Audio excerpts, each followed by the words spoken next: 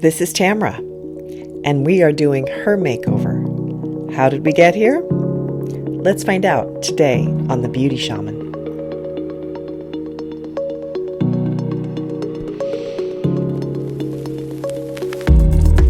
We start off with the Truth Trifecta, which is vitamin C, hyaluronic acid, and biomimetic mist, which is fulvic acid.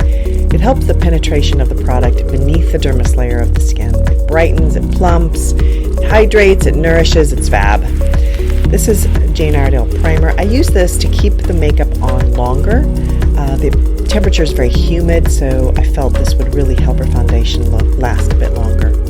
Here's some foundation. Speaking of foundation, I just put it on a very thin layer. On mature skin, I really go for sheer to medium coverage. Just want to even the skin out slightly. She has some redness and brown around her eyes, so I just want to take that out.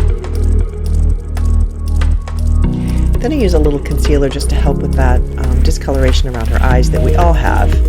And I'm careful to put it only where I need it. I think this is really such the trick with mature skin, is to be sure that you use it only where you need it, that you use it in a very sheer, soft amount, and just work at it slowly so that you don't put on too much. Plop a little bit of powder on. I just want to take out a bit of the shine. She has great eyebrows, so I'm only adding a little bit more shape to it. I do not like that heavy sculptured eyebrow look that's in style for older skin. I feel like it's just too much. So I just fill this in a bit and extend it. So this is sort of a soft bronzer. It's, as you can see, it's maybe a shade or two darker than her skin, slightly warmer. And I just use it under her cheekbones, high points of her forehead, and under her chin, just a little bit. It warms up her face. Sorry, my hair's in the way there. Just to make it a little bit of a softer look around her face, which I really like. Then I use the same bronzer in the crease of her eye. Again, just warming everything up. She has a very pretty face, so I just want to bring out her features. Then I use a bit of a mauve blush. She has that beautiful fuchsia top on, so I just wanted to use a lot of rose tones, which I think really goes with her silver hair and her skin color. There's my million foundations, so I'm trying to decide which one to use. I decided on a pinky color, of course, because of her top. So this is sort of a sheer, rosy, slightly iridescent color. I'm going to do up her eyes. So her lips are going to be more of a soft look.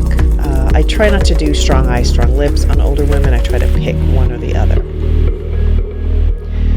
Then I use a lip liner, and I just make her lips look a little bit fuller by taking that liner and pulling it slightly on the outside of the lip line.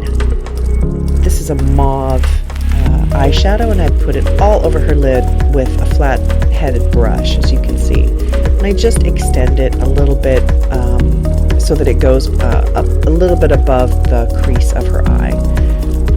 And then I use an eyeliner. I believe this is a brown. Okay, I used a brown eyeliner on her. This is also, I believe, a waterproof eyeliner, so it won't smudge. Again, we're dealing with a little bit of humidity today. I put it just between her lashes, and I really work with this. I think this is the key to doing eyeliner that many people get tripped up, is you just got to work at it slowly, use very small movements to get it between the lashes. That's the idea. I also took it a little bit in the waterline, which is just underneath the eyelash line, and that also adds to the density. This really helps your eyes to pop, and you'll see that on Tamra. Then I use a blending brush, and I just run it over the top. So liner is difficult because you get a lot of those ridges, and it's hard to get it even, and if you have bad eyesight, it's even harder. So this is my sort of secret to this, is you just use a brush, a blender brush, over the top, and just soften that line down. It makes it really nice, and as you can see, wow, boop, opened up her eyes. Looks beautiful. I love that. Look at how much that made her face jump. I love that. Then I'm using a pink, I couldn't decide which one, so I decided to use the one without any iridescent, and I'm using that in the outer edge. So I'm really putting some color on her eyes. So it's hard to branch out away from brown eyeshadow, I realize that, but if you can, go into some roses or corals or really blues, like really play with some color and just use it appropriately in the outer edge there. And just as you can see, look what that did, beautiful. Now I'm using a sage color and I'm using that underneath your eyes. I think many of you try to use eyeliner under your eye and it ends up looking too heavy and pulling your eyes down. So this is just eyeshadow with a thin brush just to give it some shape. I think it's really pretty. A bit of mascara here. This is a Jane Iredale mascara. I put it only on the top lashes because I think the lower lashes, again, sometime for many of us can pull our eyes down.